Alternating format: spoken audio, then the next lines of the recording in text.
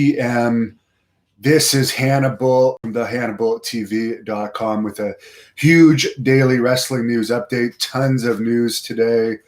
NXT finally broke AEW's winning streak in viewership, but not ratings, although both shows did get very low ratings. NXT averaged 786,000 viewers last night, doing a 0.19 rating, while AEW Dynamite only averaged 633,000 viewers, well over 100,000 less viewers. However, in the 18 to 49 ratings demographic, they did a 0.22. So Chris Jericho and his cronies are getting lower and lower in the shrinking ratings war. The score now is NXT has won 6 times, AEW has won 31 times, and there's been one draw. However, in the 6 times WWE has had higher viewership than AEW, WWE has only beat AEW in the ratings one time as far as that critical 18 to 49 demographic that advertisers base their advertising money on. WWE personality, trainer, producer Adam Pearce and Kayla Braxton, WWE announcer, have come out being public of having COVID-19. This is after Renee Young, another WWE announcer, has said she's had it. It's apparently as many as 10 to 24 WWE talents are positive for COVID-19 right now. They haven't released an official number. Of course, nobody is wearing masks at the WWE tapings. For some reason, they're considered an essential service. God only knows why. The company has TV tapings scheduled for this Friday and Saturday. It is noteworthy that Renee Young did pass the COVID test that WWE did with her, according to reports. However, she was feeling sick and had another test done at home, and she did test positive for COVID-19 on her own test. So lots of COVID-19 going around in the wrestling world. Luckily, all of these people are healthy people, and 99 point something chance they'll be full recovered. And the other noteworthy thing is Kayla Braxton actually said this is the second time she's had COVID-19. So she's already had it once, and now she's got it again. Apparently, former OVW competitor and former WWE wrestler Rico Constantino has confirmed with Kenny Bolin, who used to be a manager in OVW and was the best man for Jim Cornette at several of his weddings. Rico has confirmed that he had heard some of those rumors floating around Ohio Valley Wrestling that Jim Cornette and his wife would, I guess, proposition certain talent to participate in some sexual stuff with them. The only thing Cornette, I guess he's not hiding really, from what I understand, that he does do some unusual sexual stuff, but he has denied the allegations that wrestlers would get pushes according to if they had sex with his wife or whatever. I don't know. It sounds really weird, all that stuff. As far as the Joey Ryan 17-plus accusations that he's had, from anywhere from sexual harassment to actual sexual assault, most promoters and people close to him, such as the AEW executives, are denying knowledge of Joey Ryan's behavior. Of course, they're not going to say, oh, no, we knew about it, but we turned the other way, because then they would look bad. But Dave Meltzer said on the Wrestling Observer Radio that he did talk to some promoters that said they knew about it, and there was some talk between various people in the wrestling business about it, but it didn't go public until recently. As far as Dave Lagana goes, who was apparently known as Vegetable Lasagna when he was working for WWE, any Seinfeld fans will get that reference. There was a book released in 2008 called Ring of Hell that discussed his WWE firing where he used to work. And it said, quote, Dave Lagana was a pervert who used his power for sexual favors from both guys and girls. Human Resources were compiling a case against Lagana from numerous complaints from young women trying to break into the business when he came on to a male wrestler in the bathroom and was fired for reasons related to that, allegedly. Of course, we know from Paul London and Brian Kendrick's shoot interview that the male wrestler that David Lagana supposedly came on to in WWE was Mordecai. And of course, for anyone that doesn't know, Dave Lagana was basically the guy running the NWA. For all of you NWA fans out there, I'm not a fan of the NWA reboot. Hopefully with this scumbag gone, they'll get someone better in charge. But Billy Corgan obviously didn't have great selection when he chose Lagana. I was a fan of Billy Corgan's band, Smashing Pumpkin, but I wasn't a fan of the direction he took NWA. Now, since everyone knows that Nick Aldis and Lagana were very close, they worked together, maybe if they want to get rid of this whole Dave Lagana stigma, they'll finally dump Aldis as the champion. He wasn't a very good drawing champion, didn't wear the belt much.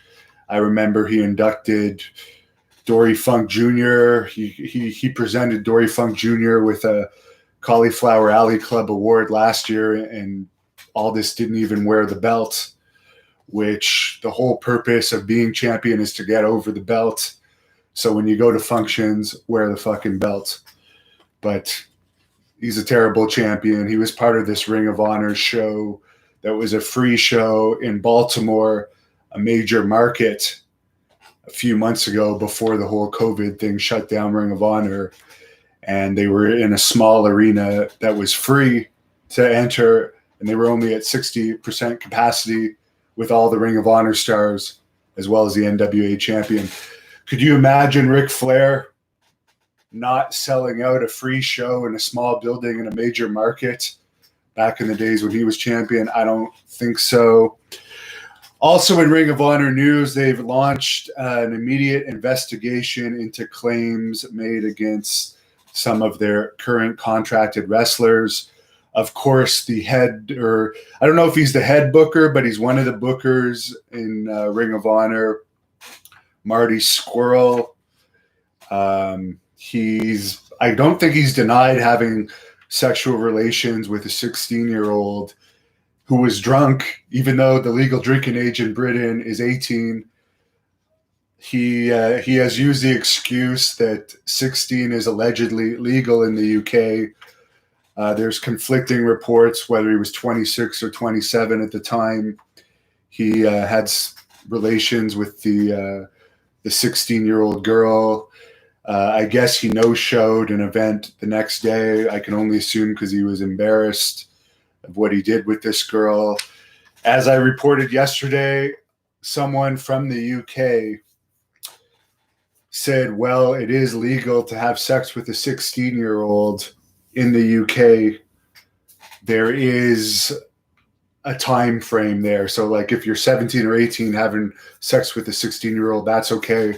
But if you're 27 having sex with a 16-year-old or whatever, I don't know if it was sex or a blowjob or what the allegations are exactly, but it's called grooming a minor if there's a large age gap there. So we'll see if charges are pressed. As I've said before, I haven't heard of any actual formal charges being pressed in any of these situations yet, which you would think rather than just shaming someone on social media, you would actually press charges against them if you really want to put a stop to this type of behavior.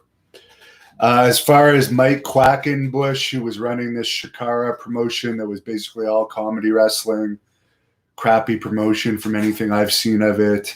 He's also resigned from the Wrestle Factory School in Philadelphia. He's been accused of racism, sexual harassment, and other things. He was also a trainer at the WWE Performance Center for a period of time. AEW ring announcer Justin Roberts is in hot water for reportedly communicating with a 17-year-old female and trying to get pictures or something from her. The screenshots have been produced. No formal statement from AEW on that yet. WWE is still using Velveteen Dream, who has a lot of allegations coming out about him. So that's it for the news. The Wrestling Observer is coming out later tonight, the full newsletter. I'll review it tomorrow. The Centennial says, surprise, when you put a big guy in the main event, the ratings increase. I guess he's referring to the NXT main event. NeoGX01 says, does anyone really gain anything in this Wednesday night wrestling war when both products suck? Well, their ratings are very low. I believe AEW was starting out around the 0.6s, and now they're getting 0.22s, and they've been in the 0.2s for a while. NXT's been in the 0.1s for a while, run by Triple H, the guy everyone says is a genius, who has lost 31 times in this Wednesday night ratings war and puts out a terrible product, in my opinion. Be Free says AEW is not a promotion, it's a TV show. Well, you do have a point. They are funded by their TV deal. If it wasn't for their TV deal, this is a fact that Meltzer has even stated. If it wasn't for AEW's TV deal, there would be no promotion right now. I don't even know when the last time Ring of Honor ran. I think it was back in February. Same with MLW. Neither have really said any solid dates either for the future. So I really don't know the status of those promotions. Doesn't seem like a lot going on. Gaines Monsoon says David Lagana was the media darling after firing Corny. Now look at this fool. The other thing is, it was David Lagana's fault that joke of Cornette slipped through, because he was the one that was the executive producer, from my knowledge. So he would have pre-listened to that audio before releasing it. Jefferson E. White says, you should see if Ariel Hawani wants to hire me as a reporter / bodyguard. He has a lot of heat with real fighters. That's because he was never a fighter. He's a little geek, and the fighters don't respect him, and he doesn't know how to properly ask questions. My goal right now is not to be a wrestler. Unlike some of you guys want me to be a wrestler, I want to continue in the reporting, and I would love to do work for an actual TV company doing in-depth interviews with MMA fighters. So that's one of my goals for the future, as well as continue to build on this channel. And as I've said, I'm not a wrestling fan anymore. I'll report the news, but I want to keep branching into UFOs. I'm very interested in that. MMA, celebrities. I'm interviewing Malibu this week from Mortal Kombat, American Gladiators, Walker, Texas Rangers, Married with Children. If you go to my YouTube story, you can put any questions, suggestions. The Warlord interview is happening next week now, because he still works security, and a security job came up for him today. Underdog says, how many times has NXT won? They've won 6 times in viewership, 1 time in ratings. Best thing that could happen to wrestling is WWE disappearing. They'll never disappear, Jefferson. They'll downsize, but they'll never disappear because their content still has value. They have millions of YouTube subscribers, so their YouTube income alone could keep them afloat. I bet you that's one of the reasons why Impact's still around. They have all that old YouTube footage of all those guys like AJ Styles, Samoa Joe, Hogan, and all them, keeping them afloat. So WWE will always be around. It will just downsize, do less house shows, have less people in the crowd, and continue to become less popular because, as you state, the product sucks. Camarolos Jackson says, shouldn't a wrestling promotion beat a training center every week? If you're talking about NXT being the developmental league, they should. But honestly, AEW, I think the main reason they've won has been Chris Jericho. He's a big name. NXT doesn't have names as big as Jericho. So whatever AEW is paying Jericho is well worth it. But obviously, people are getting sick of him. He basically just does comedy crap, and he doesn't kayfabe. Like the same day that he does that angle with Mike Tyson, we see pictures coming out of him and Tyson with their arms around each other. So there's only so many times you can keep throwing how fake you are in our faces before people just continue to get less interested. But Jericho is a multimillionaire and a rock star. He's just collecting a paycheck from the place that'll pay him the most, just like Jim Ross is. Jim Ross will defend AEW because they're paying him a shitload of money, more money than he's ever made. Owen Smith just tipped me £5. Says, can I ask the Warlord about being Kimbo Slice's bodyguard? Yes, sir, I can. Thank you for the £5 tip. I have my kickboxing trainer coming to train me in my dungeon basement in 15 minutes, so I got to go get stretched out for that. Have a good night, everyone. Subscribe to us, The Hannibal TV, Instagram, and Twitter. I do post shoot interview clips on our Instagram. And if you want to hear our full shoot interviews ad-free, go to patreon.com/The Hannibal TV and subscribe to the Great North Wrestling Podcast on iTunes. The link is in the description of this video.